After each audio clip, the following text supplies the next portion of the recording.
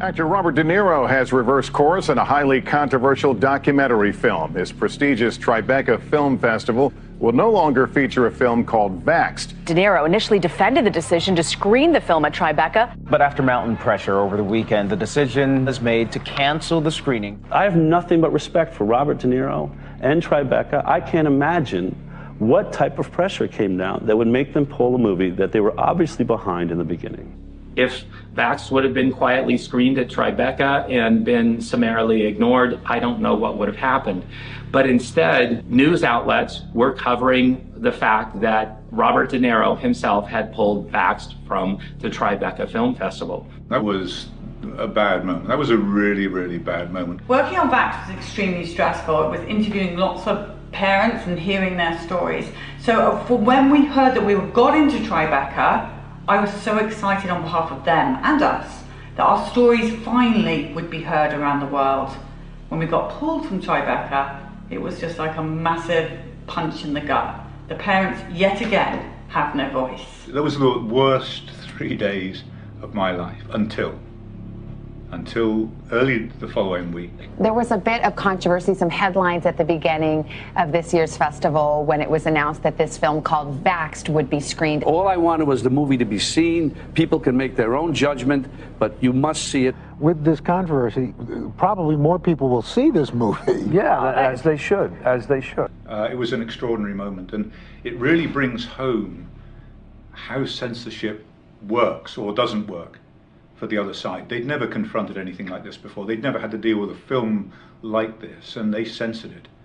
And the censorship caused it to explode. Everybody is now wondering about this movie that nobody wants you to see. Everybody learnt about Vaxxed, and everybody wanted to see Vaxxed. We get a call from Angelica Film Center that said, we want to screen your film this Friday. And we're like, this Friday? We weren't going to be screening at Tribeca till like 3 weeks from now. Can we at least go with the same screening date that we were planning on for Tribeca?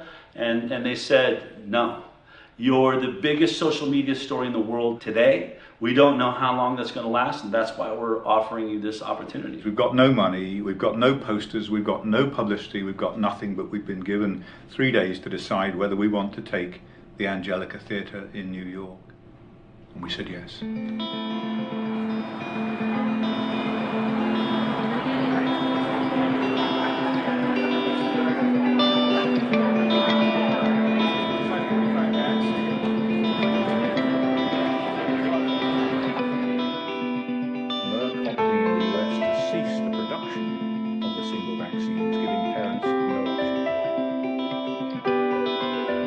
The experience at the Angelica was astonishing. People came in their hundreds and hundreds and hundreds and packed that theatre out for weeks. When the Angelica Theatre picked it up, the theaters were packed.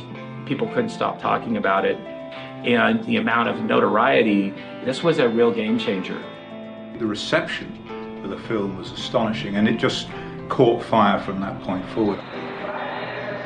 From that moment on, we were on tour, flying from one venue to another, Q&As. Stories are coming from the people of America. Premieres in each city.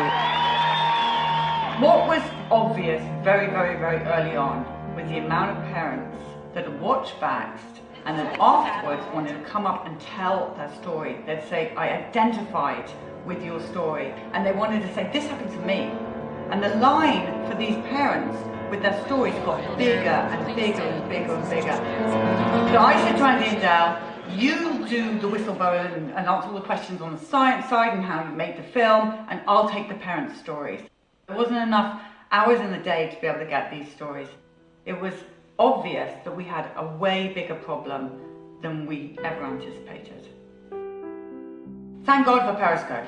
Periscope, the most amazing thing that happened as we travelled around was Periscope, because what it meant was the world could join in.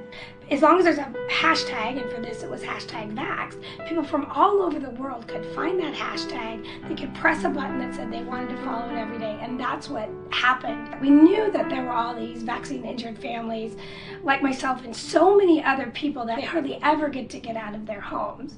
So we knew that there was a real solid group of people that would be very interested in this movement, allowing people to feel like they were there at the event. Our community grew and grew and grew and grew because of Periscope. It provided the opportunity for people to be there. We were live to the world. While we were hearing the story, the world was hearing the story. And that encouraged everybody to have hope and to keep going and to tell their story. We were exhausted. I mean, it just didn't stop. We were on planes every other day, going to a new theater, a new city. And I remember Polly was sitting there and she said, "We need a bus." Getting a bus of some kind to travel on the ground, to be with the people on the ground, was the way to go forward, because we were missing so many stories and so much time wasted just sitting in airports. In usual Polly form, I think it was like 14 hours later, she's like, "I found a bus."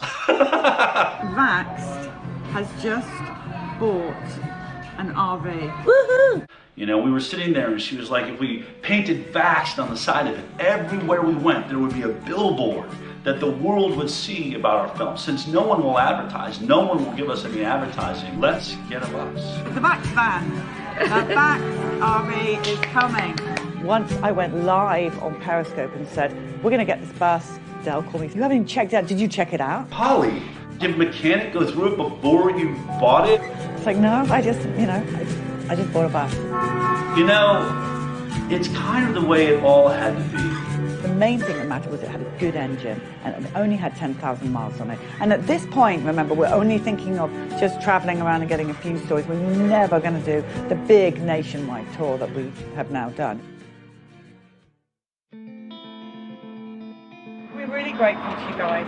Well, we're grateful for what y'all are doing. I'm a mother and a grandmother, and I know somebody that this affected. I watched it happen with my own two eyes. She was a perfect, normal little girl, and the next day, totally different child. We need to hear these stories. That's what we're doing. I want to hear from every person. Good job, brother. Thank you, thank you, thank you. The Vaxxed bus is arriving. Billy is about to sign the back of the bus. Every single child, every person in America who has been injured by a vaccine in any shape or form, whatever vaccine it is, should sign this bus. Thank you. I've done that.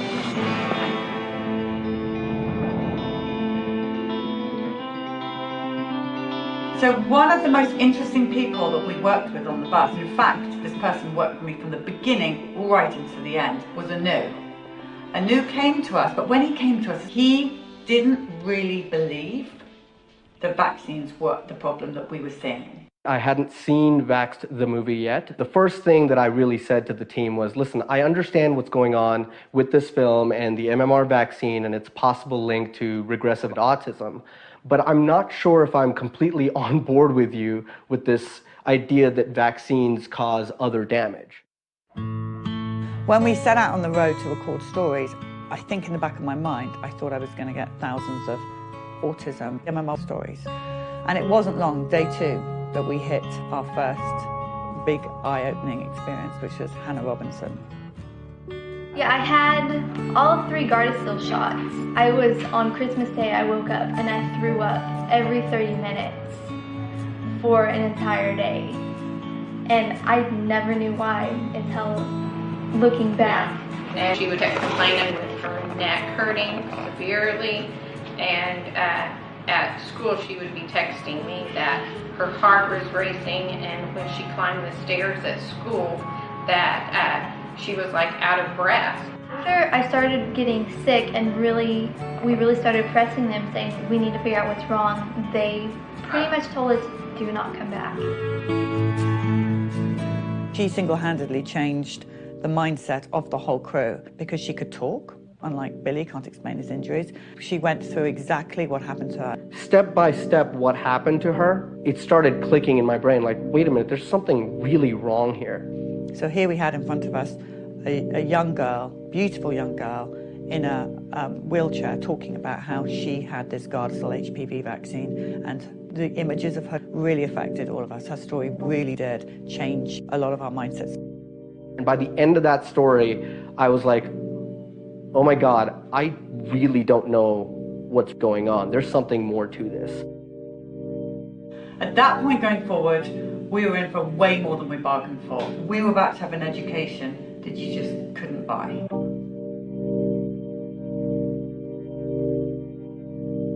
When we started out on the tour, we're full of ideas. We're going to have these lovely chairs and tables, and when we get an interview, we'll just sit outside the bus. But what happened very, very quickly is the lines got bigger and bigger and bigger, and the noise of people coming to see the bus, wanting to tell their story. And so we moved everything inside, and that became the iconic place for stories to be told.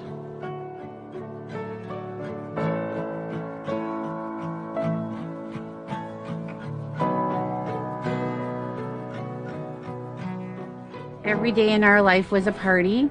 Every single day they were holding hands and smiling and laughing and looking at each other, engaging in each other.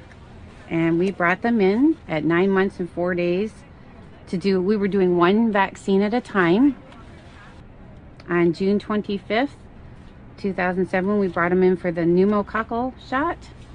So just that shot? One shot. My daughter still has the mark on her leg from the shot. She was the first one to get it, and she screamed and never really stopped screaming after that. But we continued, we didn't know. We did the boys as well. By noon, Claire shut completely off. Claire, our daughter, shut off first. It was as if she was blind and deaf and complete failure to thrive, from super, super happy, smiley girl to, this is a picture of her. She had full-blown eye contact. She was super lovely. And she shut right down. And all she did at that moment was stare at the ceiling fan. So that was at noon. We had the shot at 10 a.m. 2 o'clock, we watched Richie shut off. All his raspberry blowing and mama dada and the furniture walking and everything, they just shut off. All the giggles, all the smiles, again, failure to thrive. They lost all their reflexes. I'm an educational audiologist. I actually did the test for the stapedial reflex, which is a little muscle in the middle ear, just to see if a muscle they can't control was still working, and it didn't. The stapedial reflex dampens sound, so your ears don't hurt from a really loud sound, and both of them had no stapedial reflex. They stopped blinking, stopped yawning, stopped coughing, stopped sneezing. You could go towards their eyes and they wouldn't even phase, nothing would phase them. They lost their startle reflex. I threw a telephone book on the floor behind them, and no startle, nobody even looked to see what it was. So that was 2 o'clock. We watched Richie shut down, and I couldn't breathe. But here we go. The worst is when we saw the final one shut down. Robbie looked like he was hit by a bus. Robbie, from that moment on, had a stunned look on his face. If you asked or said his name, he still acted deaf and acted like he couldn't hear, although they did have normal hearing. I had it all tested. But he lost his happiness. This is a first year picture? First birthday. 3 months after the shot. 3 months after the shot. They were no longer engaged in anything or anyone. They lost their smiles. They just were in their own little separate worlds. They never held hands again. They never looked at each other again.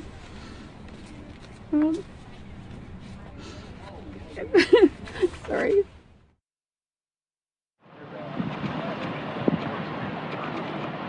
In a week, I'm going to see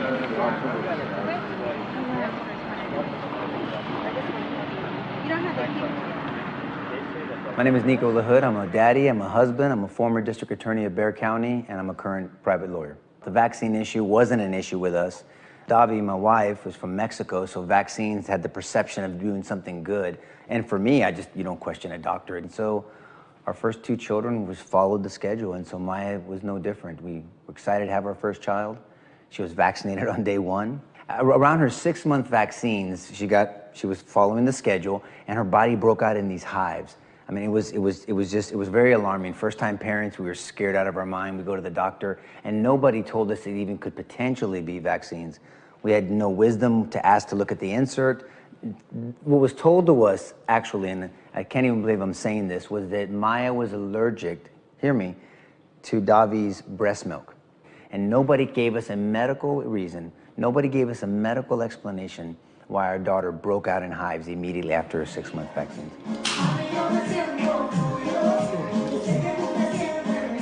Michael's characteristics were awesome, and we have video and picture of him making eye contact. He was responding to his name, smiling, pretending to read. You could keep his attention. He was goo-goo gagging. Davi says it, I think, best when she said, man, this kid won't be quiet. I mean, he's gonna talk, it's gonna be a vocal kid. The irony of that statement is he's nonverbal. I've never had a conversation with my 9-year-old son. I will tell you for sure that he was not born on the spectrum of autism. He was engaging, he was responding, he was meeting his milestones until the 16-month to 18-month round of that MMR big dose of vaccines. In a negative way, we're trained not to ask questions, not to be litigators for our children. That's what I do for a living. I fight for people. I'm a legal bodyguard. And I had to deal with this for years, that I was not a good lawyer for my son. Every lawyer in America should be going absolutely apeshit over this issue. Think about what I'm going to tell you. No double-blind placebo study, meaning no safety studies. A crap load of injuries, no accountability. What lawyer would be okay with that? Even if you don't believe the claim that vaccines could be causing these injuries to our children, you can't be happy with that system. You can't. You know, I'm the one that looks at my son, and I can see him when he's having his meltdowns. I can see him trapped in the prism of autism. I can see him screaming and yelling at me and saying, Pop, how do I get out of here? What do I do to get out of here? I didn't do anything to get in here. Can you help me get out of here? We're the one that has to deal with that. And the one thing I will not tell my son is that I'm too much of a chicken shit to tell your story. That I promise you. That I'm too scared to tell your story, Michael. Since you can't talk for yourself, since someone's greed and deception took away your ability to tell your story, I'm gonna tell your story.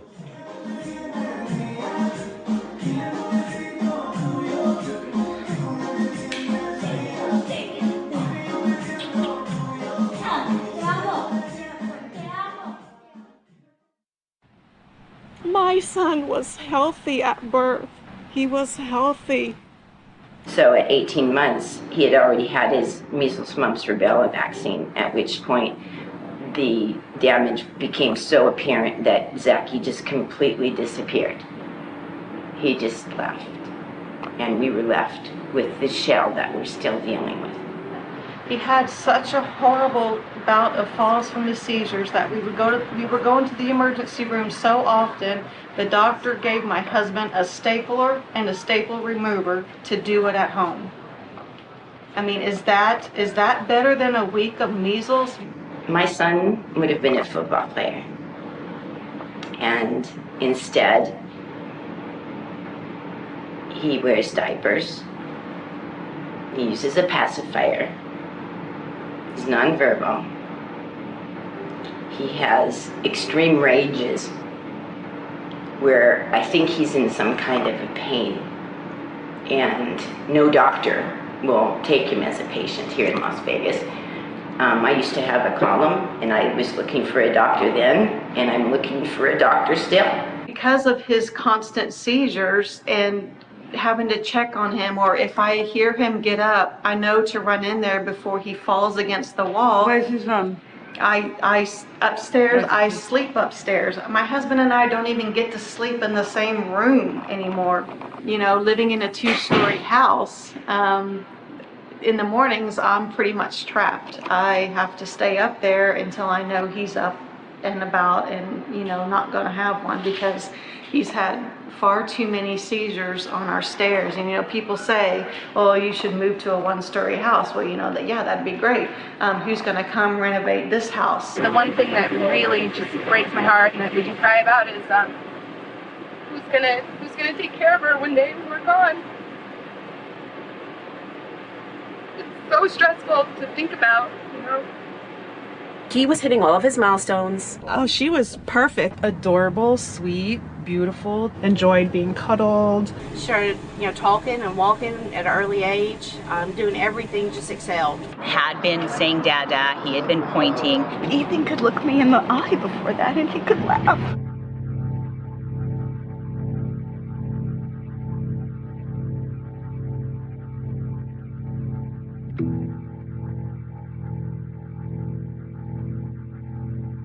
Jamie was having fevers. Really high fevers, so we started having seizures. He's almost died on me several times. It was violent vomiting. He vomited. Projectile vomiting. Diarrhea. She was always crying. No medical solutions. Crying hysterically. Screaming. This type of scream that I'll never forget. She stopped talking. She completely shut down. Nonverbal.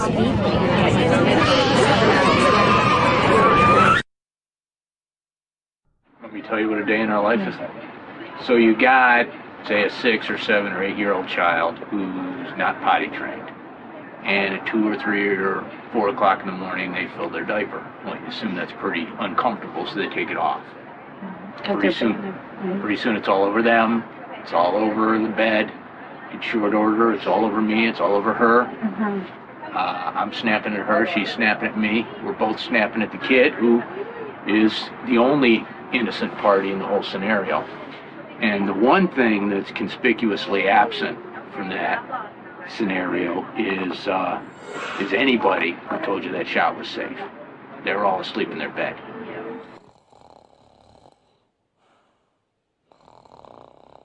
What brought you out here today?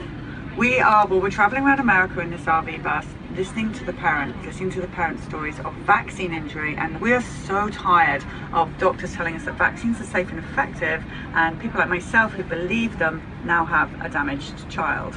So what we're doing is what the government and the paediatricians, the doctors, the medical profession should have done right from the beginning, and that's listen to the parents. So everything on this bus, all the stories, is from the people of America.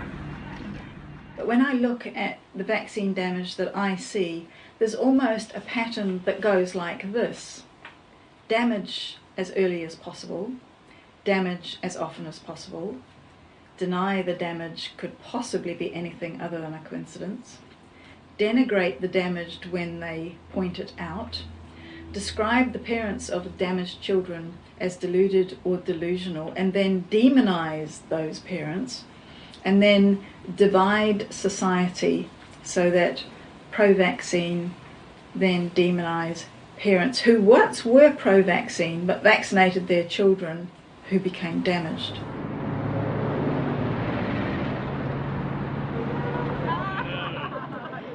My name is Dr. Suzanne Humphreys. I am primarily educated with a BA in physics, and then I went on to medical school and studied internal medicine and specialized in nephrology. What made me realize there might be a problem with vaccines was one of my own patients telling me that they were fine until they had that vaccine. So I investigated and found out that his kidney function was perfectly normal before he was given a vaccine, and he was requiring dialysis within a month afterward. I just felt like I needed to know the truth, and if the truth was that vaccines were safe and effective in doing what they said, then I would have been a primary proponent for vaccines. I'd be marching to the drum of vaccination. I just needed to know, were vaccines actually causing problems in my patients or weren't they? I couldn't stop myself from researching after that because there was just so much evidence and there were so many things that I was discovering while I was looking into the safety of vaccination that really blew my mind. And in a kind of a morbid way, I found it fascinating because history was being rewritten in my brain from what I was programmed to believe. So we were honoured to have Dr. Suzanne Humphreys come on the bus. All we ever hear is, Polly, you can't be doing what you're doing because you don't have a medical degree. And here is Dr. Suzanne with a medical degree, a great doctor, coming on the bus. Everything fits in place. We have the perfect team now. There are so many more professionals out there that understand there's a problem and they want to know more. And they hear the stories from the bus or they read books here and there and they feel that they can't go on the way they used to. Yeah, what about the medical professionals, the nurses, the doctors who've come forward to tell their story, their realization that actually the parent's story was right all along?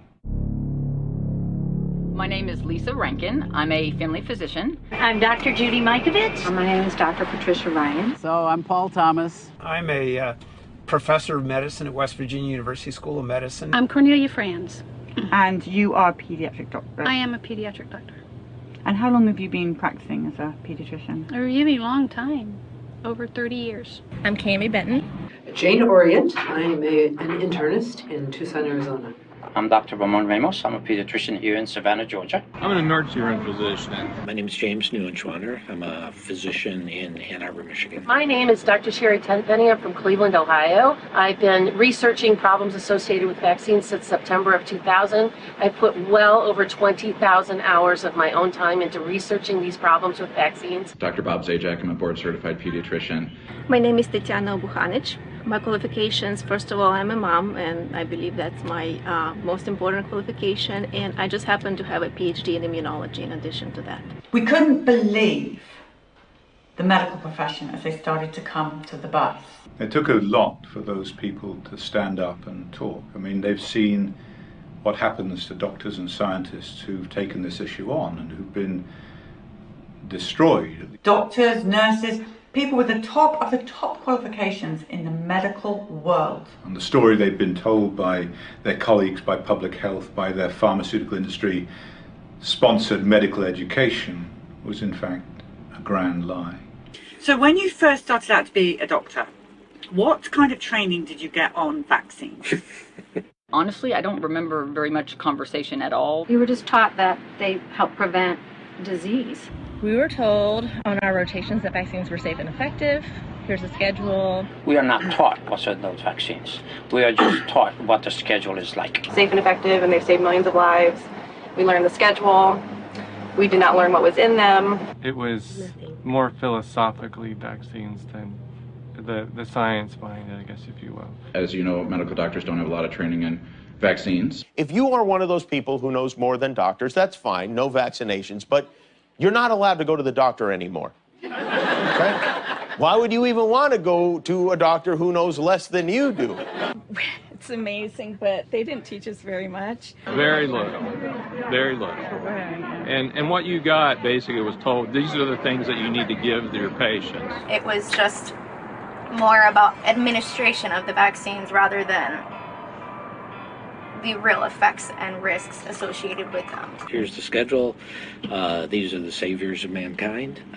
They're safe, and you need to make sure everybody's vaccinated. In the field of vaccines, everything is great, everything is safe and effective, everything has been determined. There is no need to go back and look at it again. Just like everybody else, I have to go to the insert and look what's in it. I don't know what they put in vaccines.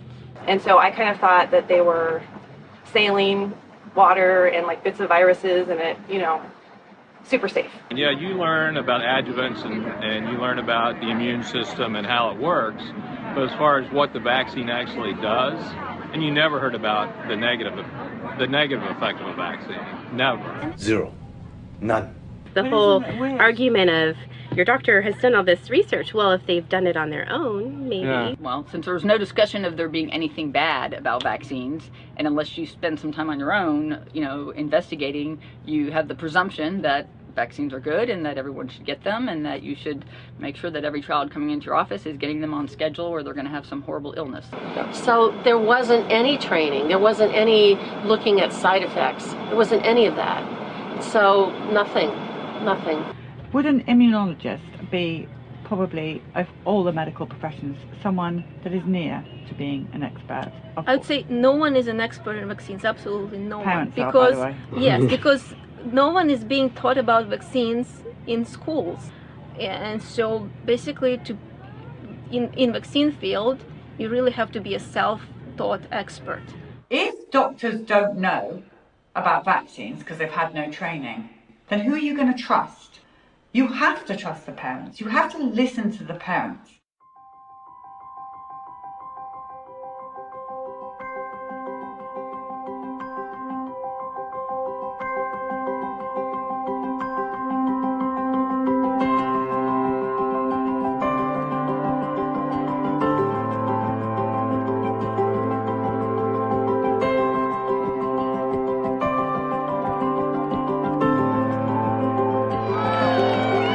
Oh, this is amazing. What are you going to do with this bus when you're done? Well, whatever happens, the parents are going to take back their freedom. That's right. Parents are now in control. Yes.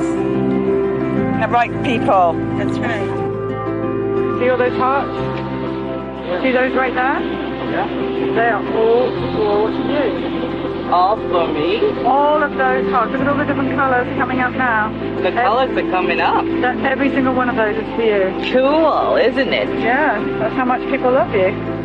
They love me too. They really do. Yeah, baby, people love you. They love you a lot.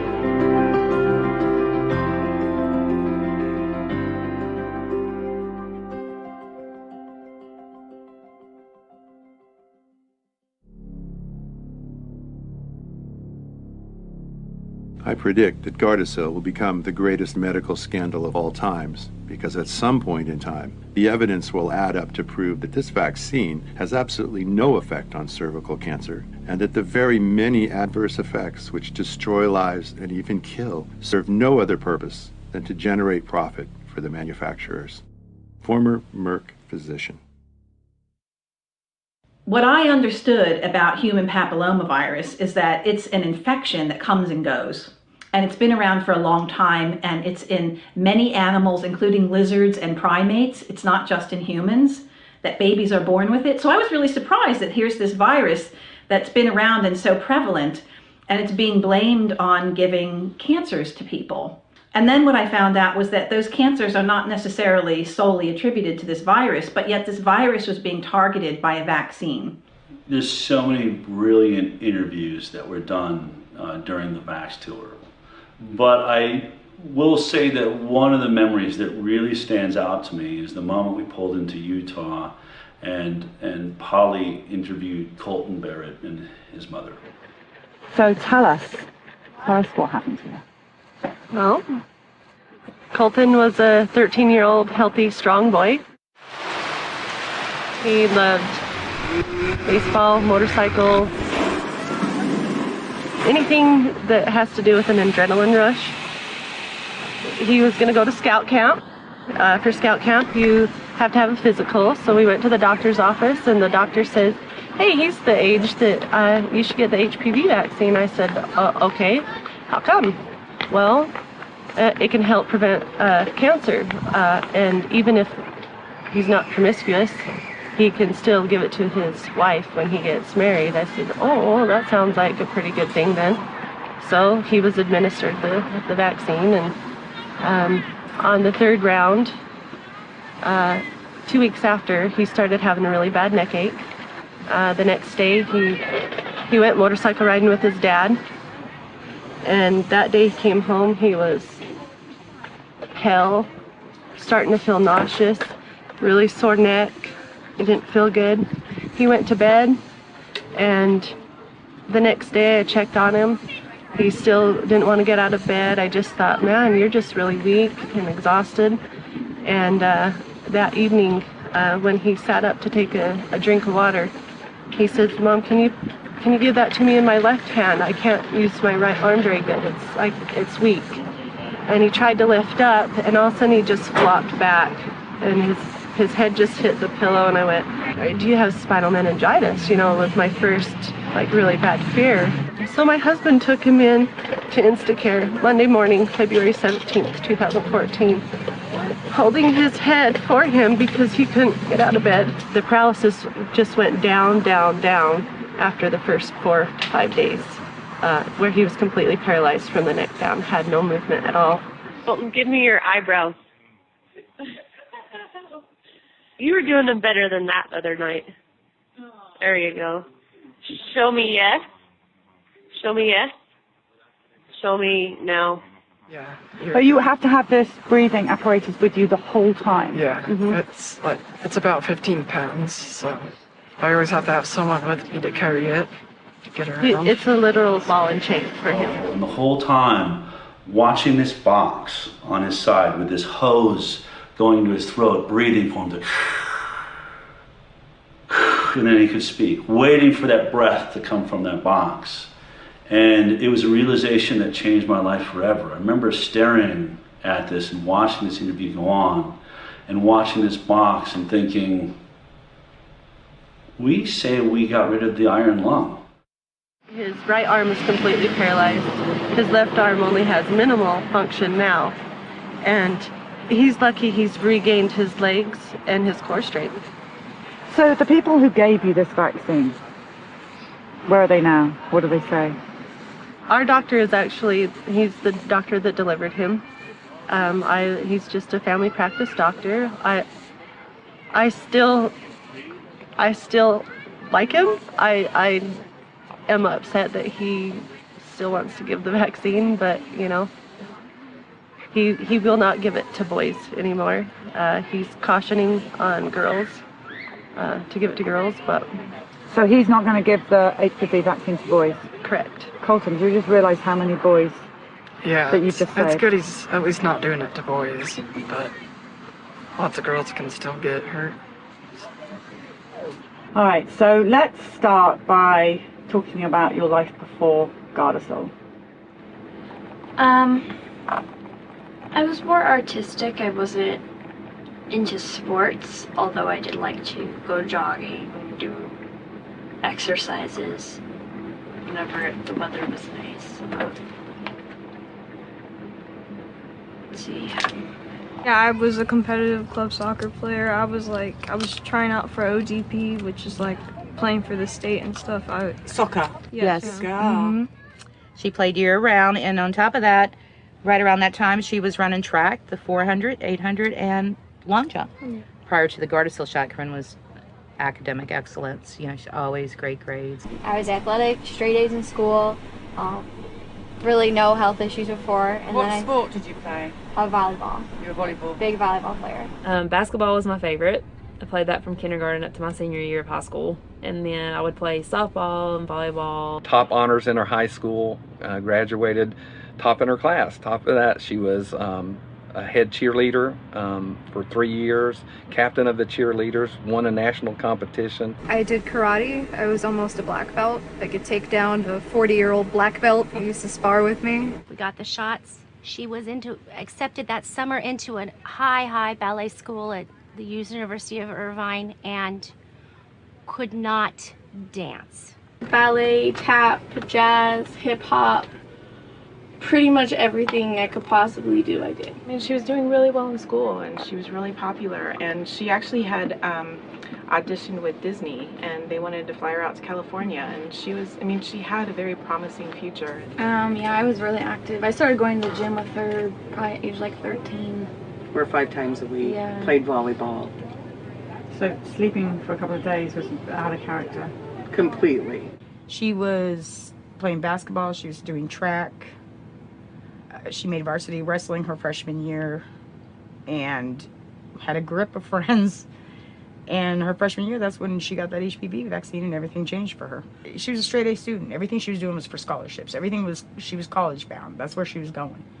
And this destroyed that for her. I had never seen a vaccine cause so much devastation as I had with the HPV vaccines. The Gardasil vaccine is among the most injurious of any vaccination that's ever been manufactured in the United States. Be it anecdotal or not, way too many cases and complaints of having neurological insults soon after that vaccine is given, even with the first dose. Gardasil is probably the single worst mass vaccine that we've ever seen.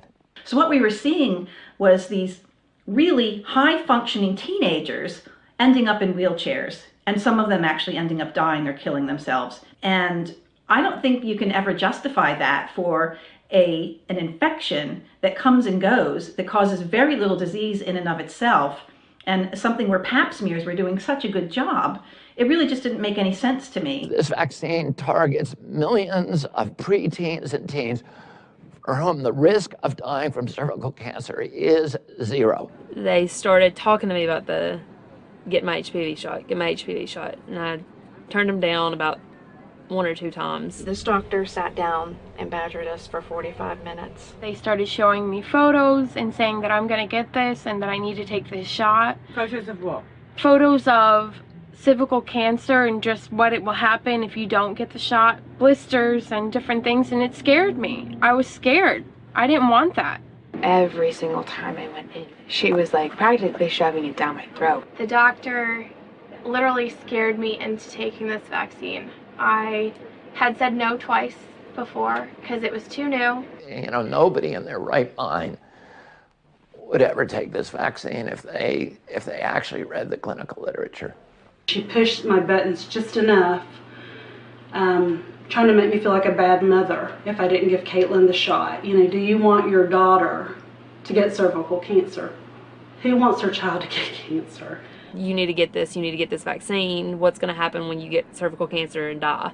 Well, cancer is a scary word, so of course I started to listen. Oh wow, oh my gosh, sign me up. I don't ever want to have cancer. I was just afraid of the word cancer, so I thought, oh my God, I have to go get this, it's free. You know, I was young, I didn't know anything about this, so I just was like, okay, I just agreed to it. The death rates in the Gardasil trials were 37 times the death rates for cervical cancer.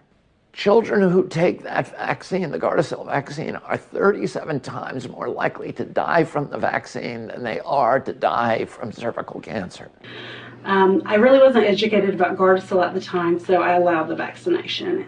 The biggest mistake of my life. So I go and get the first shot, and from what I was told by my doctor, I immediately went into a seizure. I was on the floor seizing, and then I just passed out cold. So she had a baseline physical, but it was also the same day she got her second vaccination of Gardasil. The doctor detected a heart arrhythmia. In all of her 20 years, there had never been any heart arrhythmia. She never had any symptoms or any indication of any difficulty. No one in the family ever had a heart problem. So we were really surprised. I started having severe leg pain. I couldn't move. I couldn't get up out of bed. Could not move my arms. My leg joints would feel like my leg was about to come out, and it would be in like excruciating pain. Moments where I couldn't move my legs. She just matter-of-factly says, I can't walk. And I'm like, what are you talking about? She's like, my legs don't work. Her legs in particular hurt really, really bad. Her hips and her knee joints were very, very painful. It would be like feeling paralyzed. Sometimes it was one leg, sometimes it was both legs, and that was it. He never regained his ability to fully walk. We would go out, he would walk very, very little, and I would see his legs just start to collapse like an accordion. She had lost the ability to walk. She couldn't see very well. Her vision was doubled and blurred. She couldn't read anymore. She began to regress. She became like a 9-year-old child. They gave me my shots in my left thigh, and the last one hurt really bad. It felt like they were injecting fire in my leg. She got the third shot. Within 2 weeks, she was hospitalized, and she remained hospitalized for 8 solid months. She's been hospitalized 9 times in 26 months. Hospitalized for what?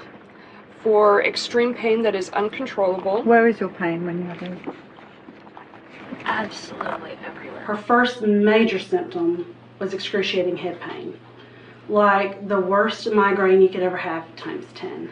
My joints, my spine, my head especially. She became light sensitive. She became sound sensitive. She had to be in a dark room. Really, really bad migraines and dizzy spells and fatigue that was so severe that she couldn't even get out of bed that day. Headaches. At first they started off slow, and then I started to get them like every day, and they would start in the back and work their way forward, very intense and distracting, like I couldn't really think straight. I got my period for the first time, and then it went away forever, like it never came back. So she was diagnosed with a very rare disease called post-histoplasmosis fibrosing mediastinitis. In her right mediastinum, she has a 10 centimeter tissue mass. It's inoperable. She has and this. I'm sorry, Jeff. we're just hoping it won't grow. We don't know. I mean, we're taking it day by day. It's by all her vitals, so they cannot do any operations to try to take it out. She came down with pneumonia, bronchitis, 2 ear infections, a sinus infection, a throat infection, and constant thrush. So much pain, it's right even now. And you know, I just wish someone would reach in my back and rip out my spine. I cannot take this anymore. This is an NJ2. What it does is basically it goes up my nose and down my throat, and it goes past my stomach into my jejunum, or the first part of the small intestine, because my stomach is completely paralyzed. Your stomach is paralyzed? Yes. The NGT wouldn't work, and we had to be put on a port for nutrition, which she was on for 3 years. 3 years. The child never ate a meal for 3 years. And if that wasn't bad enough, if she had suffered enough pain, then she had this excruciating long bone pain in her legs.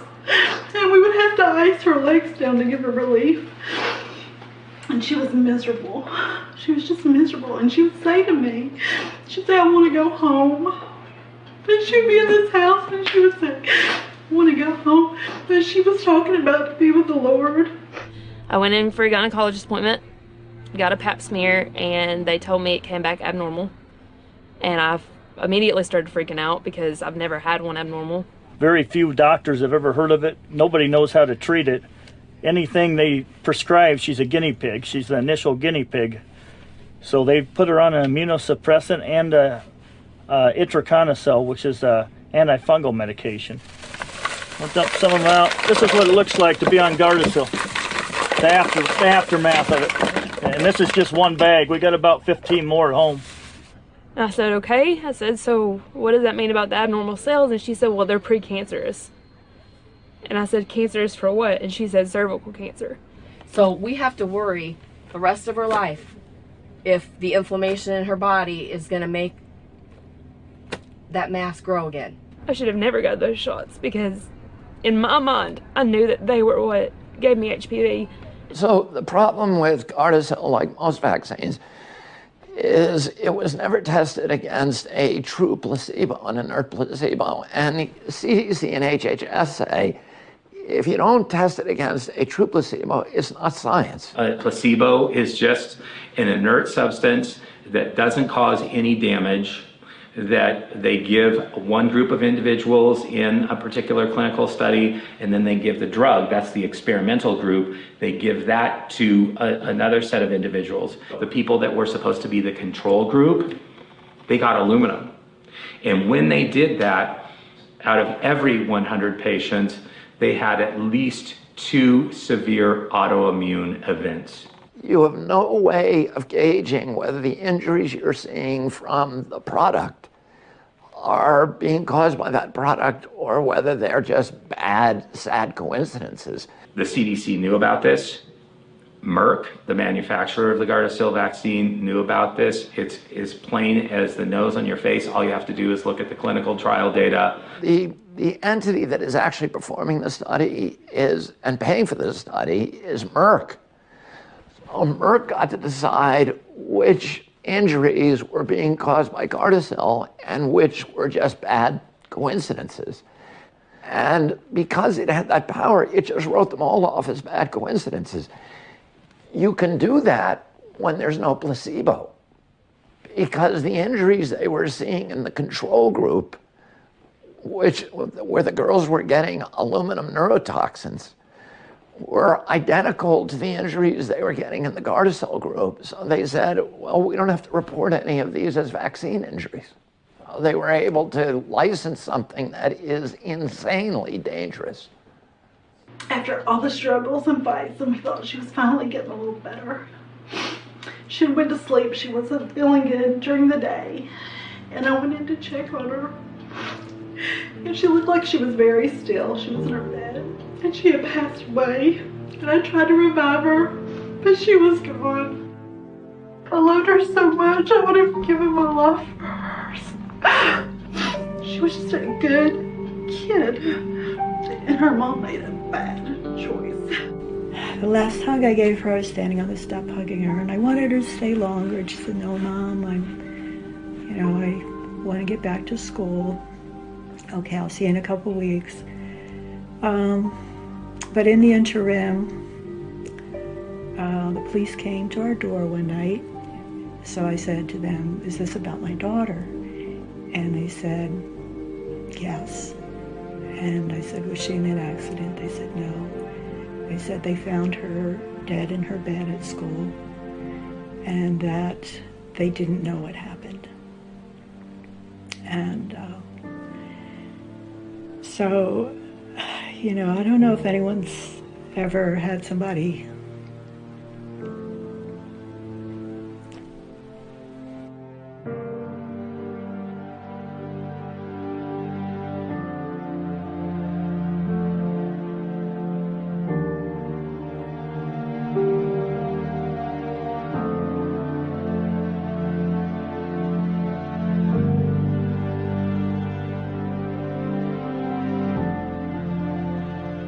I think if there was one vaccine that should be eliminated out of the schedule immediately, and there would be absolutely no ramifications, no problems with diseases cropping up and people dying, that vaccine has to go.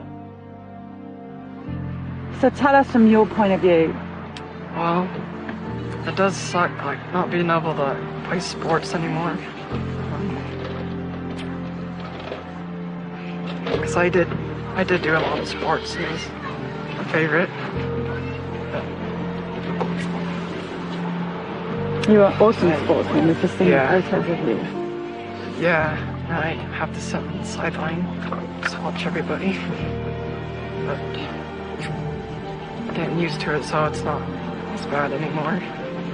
The one thing about Colton is he does always smile, and he's an awesome kid that way. He doesn't complain. You're good, huh? Yeah, good.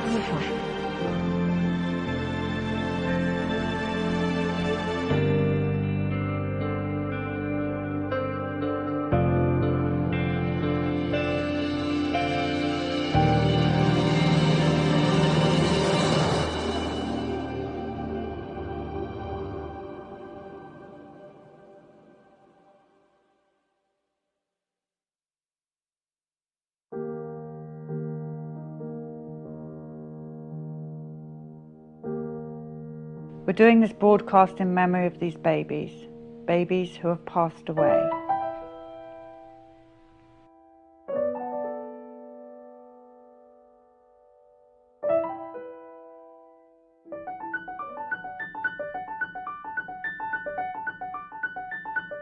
And so as we travelled on and on and on, we then met parents who would tell us that they would vaccinate their babies and then their babies would die.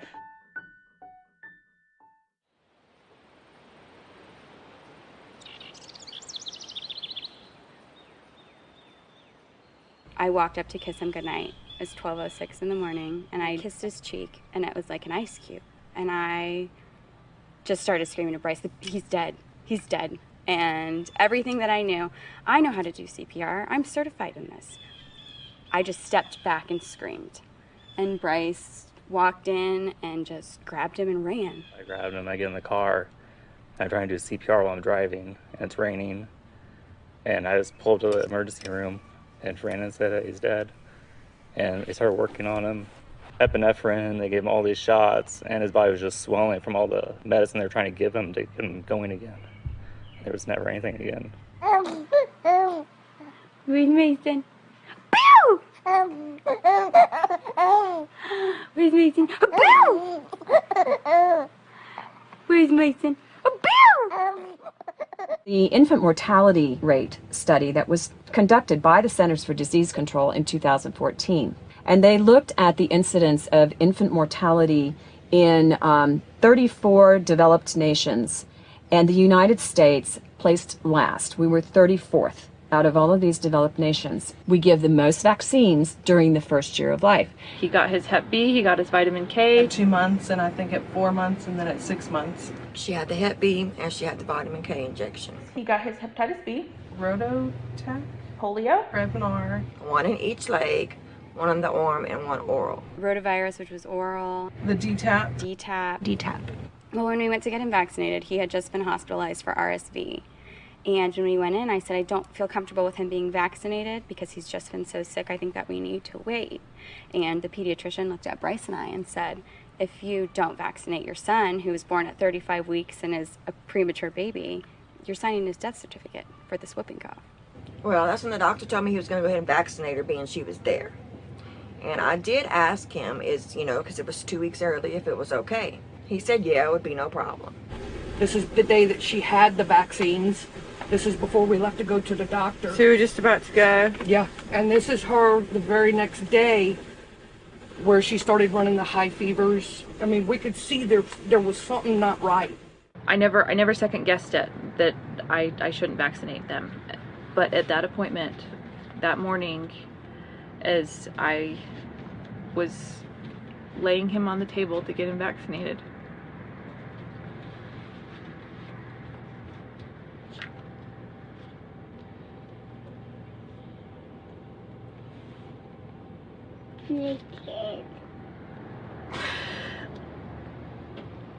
Is the nurse just going to stick the needle in his right thigh? Just something screamed in me. No, don't, wait. But at that point, the moment had passed. He's just not sleeping. I can't do anything to make him happy. When she wasn't sleeping, she was very irritable. If she wasn't crying, she was real lethargic. We used to do this thing where we would cradle her in our arms, and then we'd lift her little arm up and we'd eat her ribs. And she loved it, but she didn't love that anymore. She cried and screamed. He started screaming 23 hours a day. He was so dazed, he wasn't there. He just kind of looked at the ceiling, and anytime you tried to get in his way, he would just look around you. And they told me she had a little cold. Just a cold. So I gave her the smallest dose of Tylenol, which is what the doctor told me to do, and I put her to bed. And then as I left for my shift, I went and gave him a kiss. And I just remember the look on his face. He was just so sad. And he doesn't get sad because he was with his dad. His dad was with him, he was with his sister, he could play with her. But it was almost like I was leaving him for the last time and he knew it. Good Friday, 2 days before Easter, she passed away in her sleep. That was the last time I kissed his alive, warm cheek. It was the last time that I held him. It was the last time that I told him that I loved him when he was alive. Well, I went to go lay him down, and I went to load the dishwasher, and when I went to go check on him, he was already gone. I remember holding him like this, and his head was just drooping, and his arms were just limp, like he was already gone. I left her just to take the trash out and came back and she was arched back and not breathing. I started CPR. I called for my husband. He came and continued. When the first responders came, the first person I saw was someone I'd grown up with. And he came running down the driveway and I thought, oh, good, like he'll make sure that she's fine, you know. So they came in and couldn't get her breathing. And when I heard them call for the second EpiPen, I knew that she wasn't going to respond. Couldn't save her. That he finally called her time of death. It was on July 4th, 2015 at 7:01 a.m. They let us go in there where she was, and I held her and I held her and I just prayed for her to start breathing. She's been through a lot. She lost her innocence that night as we had to tell her in the ER to say goodbye to Kobe because he's going to live with Jesus and he won't see him again. And the sparkle just left her eye. You could see it. She was happy. She didn't understand that she was losing her best friend that night. Brave girl. And you will see your brother again. We leave the hospital, we get home with my parents trying to talk about funeral arrangements, and cops come knock on my door. The police wouldn't let us go home without them. They had to escort us home. Child Protective Services whenever something like this happens, they're automatically there. What are y'all trying to say? Are y'all trying to say I did something to my baby? They took our son's crib and mattress out of the house. They took pictures and took her dose of Tylenol that I gave her, took her last feeding that she had. Looked in every cabinet, woke up our other kids, asked them questions. They treated us like we did it, like we killed her. And that hurt. They couldn't find nothing, and they labeled it SIDS.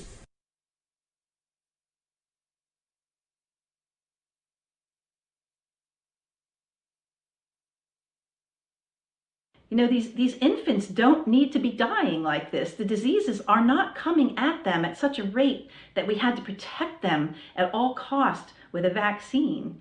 You know, when people tell me vaccines are making children healthier, really, I look at the hepatitis B vaccine. Hepatitis B for a newborn whose mother doesn't have Hep B makes no sense. Drives me insane. Why is that a vaccine for young children? There's just no reason whatsoever that a newborn, a 1 month old or 6 month old should be vaccinated against a disease that is basically sexually transmitted. So then I asked, well, how long does the hepatitis B vaccine last? And he said, well, we hope it lasts about 12 years. So I'm just saying, you know, this just does not make sense. This has actually been proven that these vaccines cause cardiovascular instability in these infants. And so all that aluminum that you've just given in these killed bacterial or viral vaccines is having a profound inflammatory effect that's killing them. You look at the packet insert, you even look at the literature of the National Vaccine Injury Compensation Program. They compensate for death due to encephalopathy and encephalitis. It causes death, and they admit it. Because you don't vaccinate in the first year. Right. Do any of you, have you had any SIDS? No. Bam. Wow. The second Mason was vaccinated, his life changed and ended. And with Oliver, who is our son that was born 2 years later, he actually got whooping cough. And he's still here today. Right.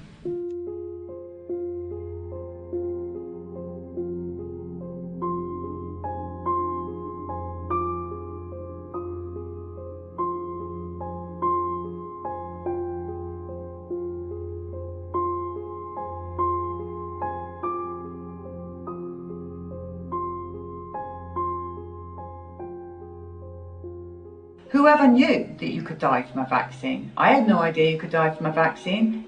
There was death everywhere.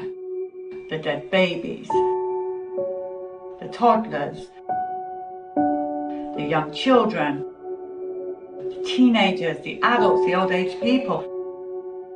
Every day we would have a death story in every location.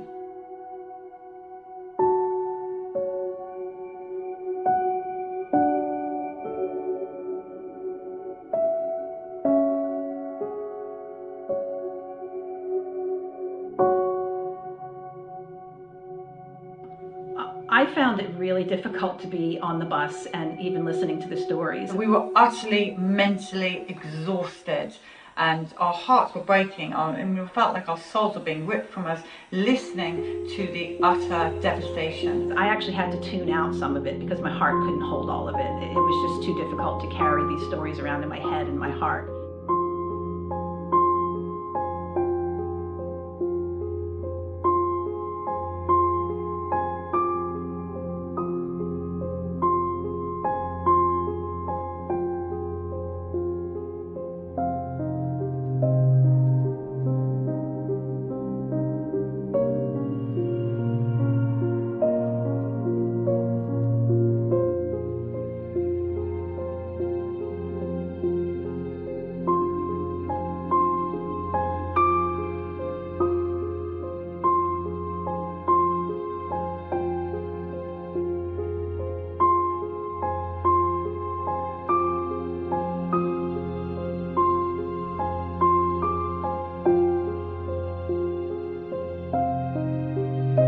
This is our memorial to those who have been unseen and unheard.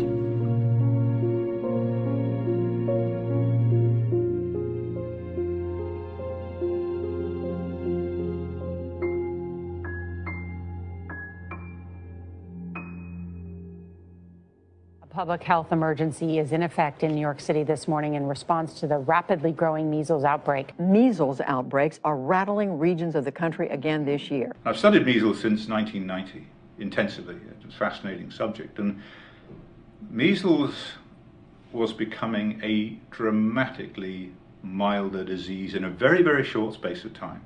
During the 1920s, it was a major killer of children, 1,200 per million during epidemics, and that fell precipitously beyond that point, to the point where in the single vaccine was introduced, there'd been a 99.96% reduction in case fatality rate. It was becoming dramatically milder. That was natural herd immunity, and it worked extremely well. And what natural herd immunity did was to constrain the age of infection to childhood, when measles is a mild disease. And that worked in two ways. One, exposure to measles as a child led to lifelong immunity. So you didn't get it when you were an adult, when measles is a more severe disease. So exposure protected you. And the second part of it is that mothers who'd had natural measles gave very, very good transplacental immunity to their fetus, their growing fetus, and through breastfeeding to their babies. So babies were protected against measles during the first year of life.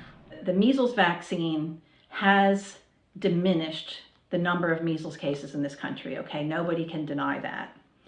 The problem is that it's skewed the immunity in the population into a place where the most vulnerable are now not protected. So what has vaccination done? Firstly, it doesn't work, so it doesn't produce immunity for life. The vaccine fails, and you become susceptible to measles again when you're more vulnerable to a severe infection as an adult. The second end of the infants, mothers who've had measles vaccine don't give good immunity to their babies. So babies are no longer protected during the first year of life. So vaccination has in fact destroyed natural herd immunity. If we were to stop vaccinating today for measles, what we would have is a resurgence of measles. Most people would get it and be fine and recover from it, even adults. People think you're going to die if you get measles as an adult. You're not. But if you had more circulating virus in the population, then those newborn babies, which were formerly protected by their mothers, are now susceptible. So we've really been put in a pickle by this vaccine program. It's also led to renewed concerns about pockets of unvaccinated children there and across the country. An unvaccinated community is an at-risk community. It places all of us at risk. The idea that these children are somehow a threat to the vaccinated. Well, if the vaccines work, they wouldn't be a threat at all, but of course they don't work. So that's one problem that public health has. The aim is to force everybody to be vaccinated. And the primary reason for that is to get rid of the unvaccinated control group so that nobody can see how healthy unvaccinated children are in comparison with vaccinated children. They're not a source of infection. They're the healthiest children you could ever meet. So this whole notion, as I've said, of herd immunity, of community immunity, whatever that means, is based upon a complete fabrication. It's a lie. Do we blame the anti-vax movement for that? Well, yes. Unfortunately, these outbreaks are due to the anti-vaccine movement. Our media is trying to make people hate unvaccinated families, unvaccinated children, making you terrified of the measles. And the reason the measles is spreading is those people that aren't using the vaccines. But what's scary is the language to hate children, to hate people, to say that they are putting us all at risk. We have had multi-generational indoctrination with fear because people don't understand that measles is a fever, a cough, a rash, and maybe some diarrhea in the vast majority of people. And autism really is a disease because it is something that's permanent, life-changing, and lasts a really long time. So would you rather have a cold or a flu, or would we rather have a lifelong travesty because you're so afraid of getting an infection? A child of mine was healthy, strong, and full of life before vaccination, but very shortly afterwards it became dull and pale, and soon sickness made its appearance. It just escaped death. I believe, sir, we can go so far as to say children that have been vaccinated can be picked out from those who are not. A parent, December 31st, 1894. You've never met a parent who regretted not vaccinating, but you meet hundreds and thousands who do. So we took a break after the first leg and we all had time to reflect on what had just happened with this amazing amount of people turning up to tell their stories. And that's when we suddenly realised the unvaccinated people are there for a reason. We need to start the second leg interviewing them as well. They're not doing vaccinated versus unvaccinated studies because they're frightened of the results. If you did a vaccinated versus unvaccinated study, we know what's going to happen. The entire vaccine program would come into question. They won't do the vax study. We, the people, are going to go out there and see for ourselves. What are the unvaccinated like? We know what the injured are like. Let's now look into the world of the unvaccinated. Look at all these unvaccinated children that are alive. Extraordinary. Hi guys. All right, so is there anybody here that's had a vaccination? Mommy and Daddy have had a vaccine, but none of you children, not one. I mean, they have amazing immune systems. When they get sick, we get over it in one day. Both of my kids are really, really healthy. Health-wise, she's insanely healthy. I mean, she never gets sick. They're both insanely intelligent. Their health is ridiculous. And they recover fast from things. My kids are super healthy. They are very healthy kids. They have traveled to many places. My kids have gone to Nicaragua. You can't get more third world country than that, trust me. With no vaccines. With no vaccines. I have super healthy, great, unvaccinated kids. How is all your health? Well, we're all healthy, and I've never been to a doctor for any reason except a broken arm and a neuromuscular injury. I have 3 grown children. They're all grown up. And did you vaccinate your children? No, I did not. They're all completely unvaccinated. I can probably count on one hand how many times they've had to go to the doctor in their entire life. I have 15 or 16, I can't keep track, 15 or 16 nieces and nephews, and none of them have received vaccines, and they're all very healthy kids as well. 10 grandchildren, 4 great-grandchildren, 5th one on the way who will not be vaccinated either. They're all extremely healthy. They're all so healthy. It's like they don't have asthma.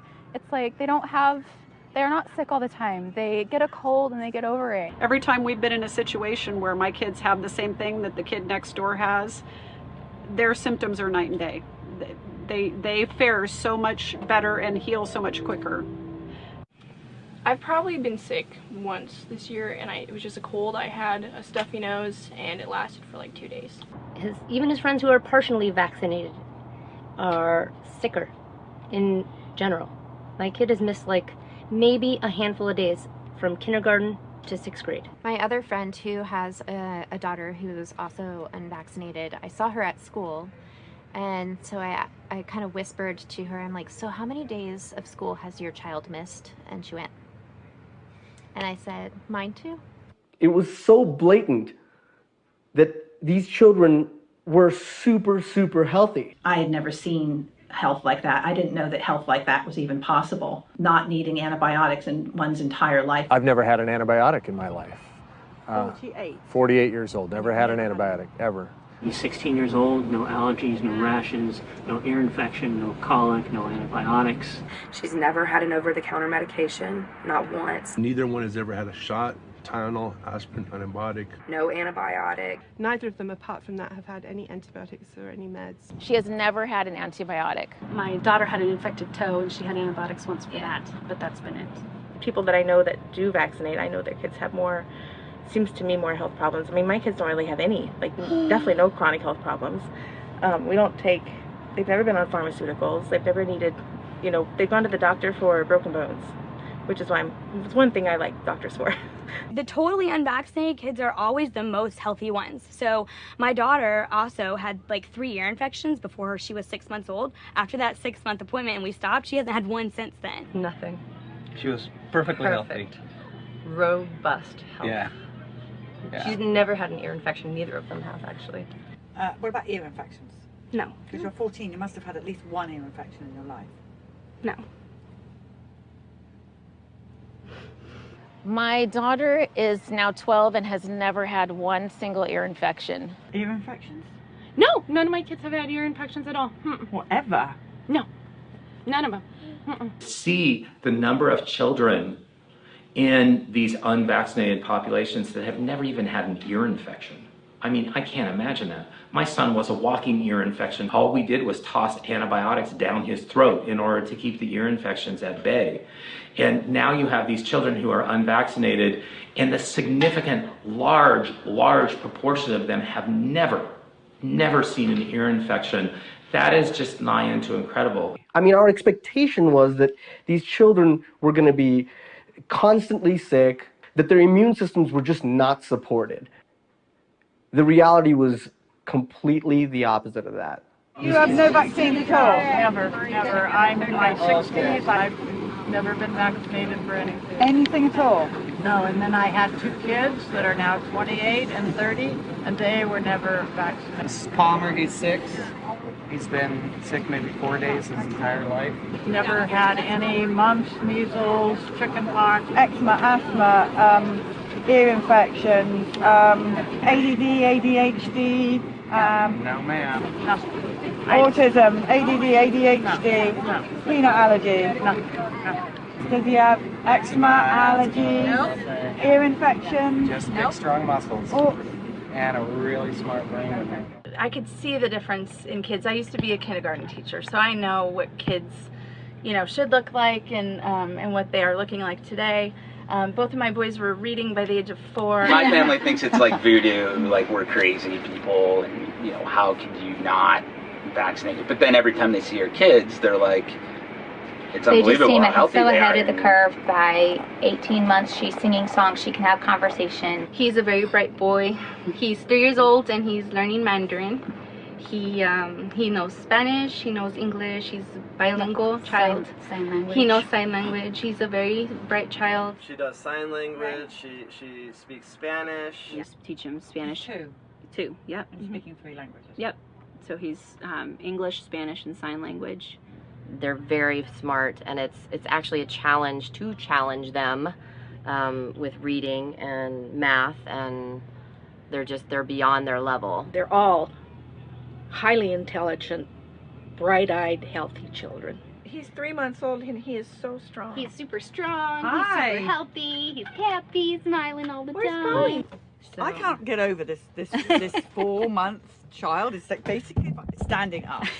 I'm just supporting her. Do it over there, guys. She is alert. She's so strong. This is the best therapy ever. Grab an unvaccinated baby and cuddle it. Sorry. It's perfect. Guys, I'm sorry to report to you, it's the truth. It's what we're seeing out here. We're not making this up. This is the people of America reporting to us their children that are vaccinated and injured, and their children that are unvaccinated and perfectly fine. Everything suddenly became lighter. The minute we invited the unvaccinated into our lives, everything went up like that. So you could do a Sid story, which broke our hearts, and then in would come an unvaccinated family.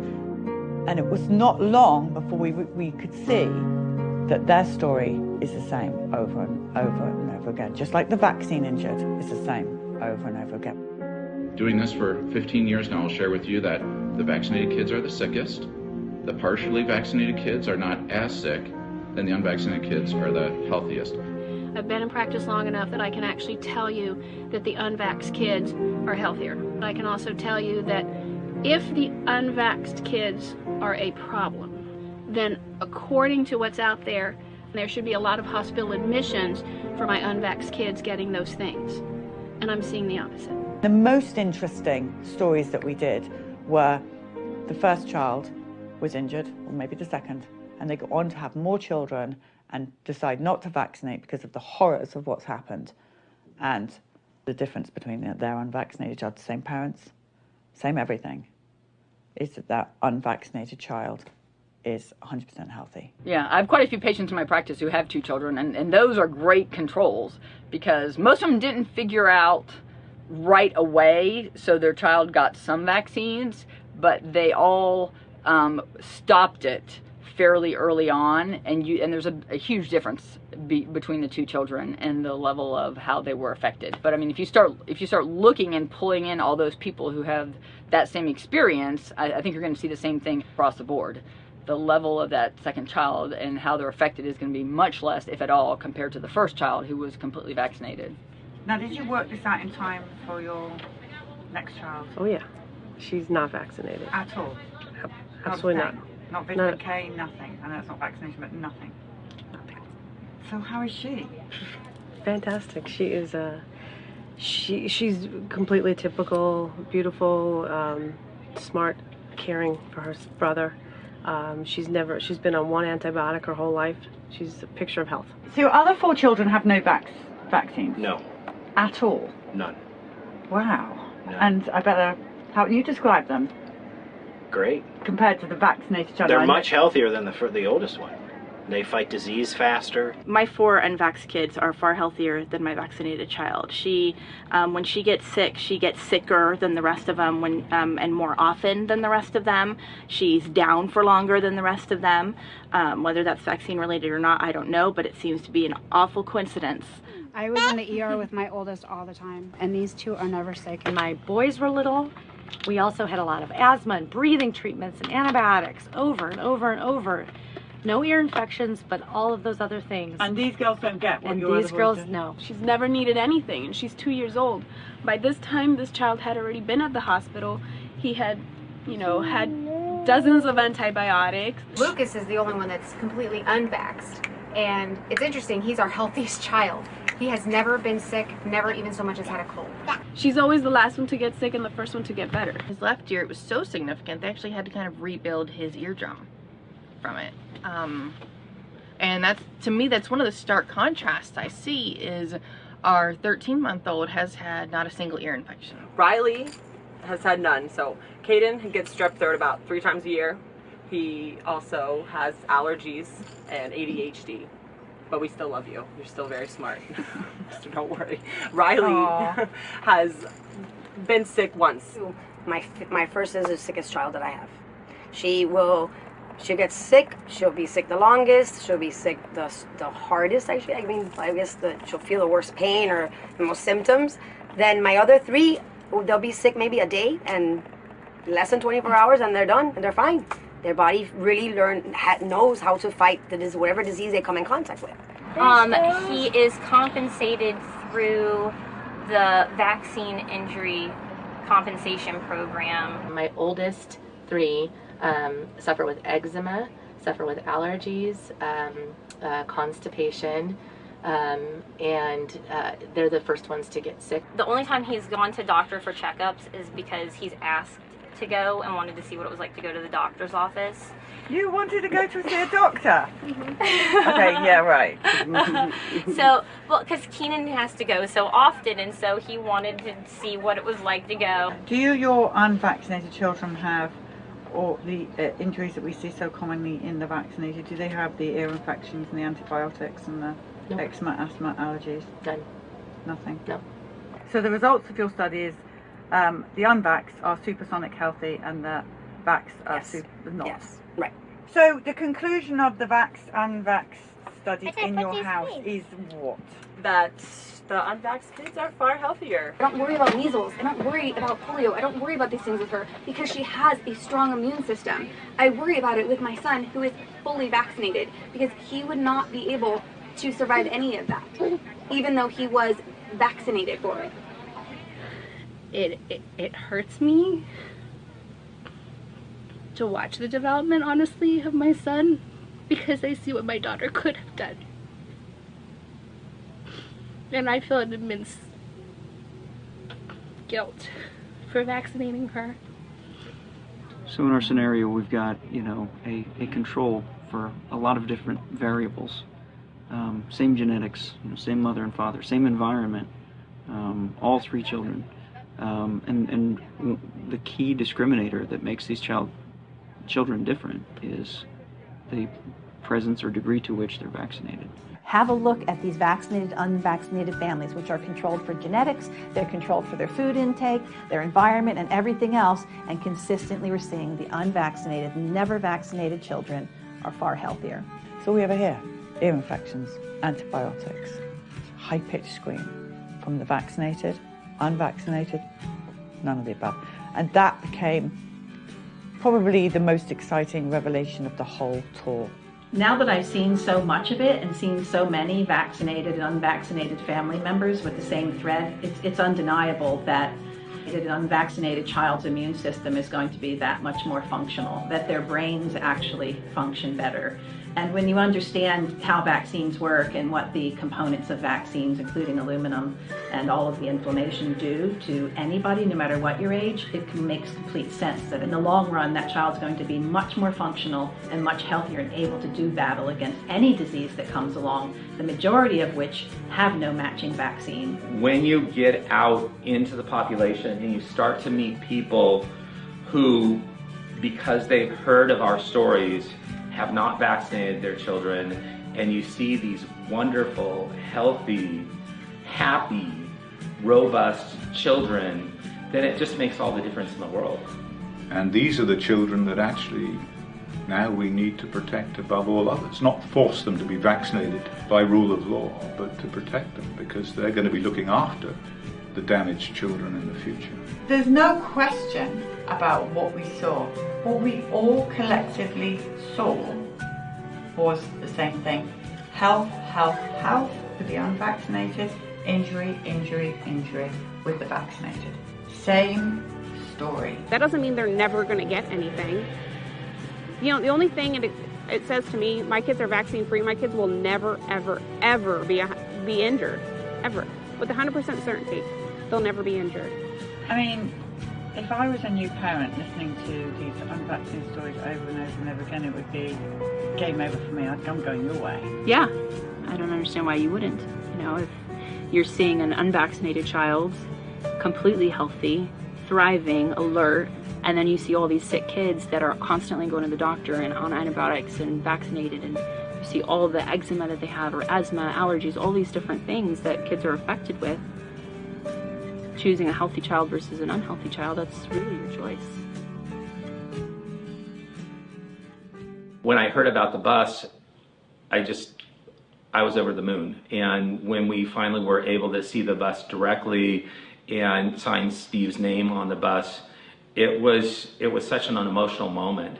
You saw the emotion in the person that was either injured or the parents of the injured or dead child as they wrote their name. It was like a relief for them to write the name on the bus. Like someone is hearing them, someone is saying, yes, you're not alone. Yes, this did happen. It gave a voice to the voiceless people who are cooped up in their homes, taking care of vaccine-injured children and vaccine-injured adults. And I knew that people would come out in droves. The people are everything. So once the people started talking, which they did in fact, and this is going to get bigger and bigger and bigger, it's the other side have to wave the white flag now. It's over. It's not like we're gaining anything by speaking out, you know? We're losing friends and family members, people won't talk to us, you're getting kicked out of mommy groups, you're getting kicked out of doctor's offices. It's not to our benefit to speak out, but if my story, or if any of our stories will help save one child from being injured or dying, then it's worth it. Because you can't walk away from something like this and know the truth and not say anything. You can't. What have we done to all these people? We've taken their lives as they should have been. We've destroyed the brains of countless people around the world. It can change, and it will change, and we will win this battle, if that's what it is. And we will win it through the parents' stories. We will win it through the parents telling their truth. We'll win it through the doctors and nurses standing up and saying, this is what I know to be true. If I'd seen that vaccines can cause injury, outside of autism, injury beyond belief, if I'd heard that the doctors, the medical professionals, had no training in vaccines, and if I had seen the health of the unvaccinated, there is no way I would have feared measles, mumps, rubella, chickenpox, all these things that we vaccinate our children for. I wouldn't have feared them. The film will get a lot of credit, but the greatest credit, I really believe, to this movement and the change we will one day see will be owed to those parents out there, to those that told of their injuries, that were no longer afraid, those that brought their unvaccinated children and their stories forward, those who were brave enough to tell their story, that moved others to come and tell their story. And now all over the world, people telling their stories. That is the movement. That is what really happened. That bus, this tour, the people's story is what has changed the climate and the discussion around vaccines. And we'll look back at this experience in 10 years' time and we'll say, what were they thinking?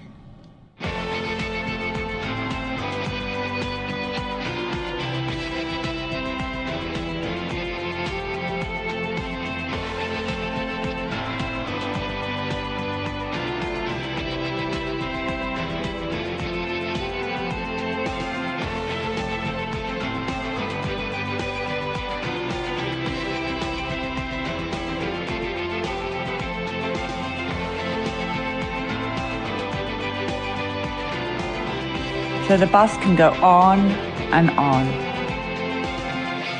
We've only scratched the surface.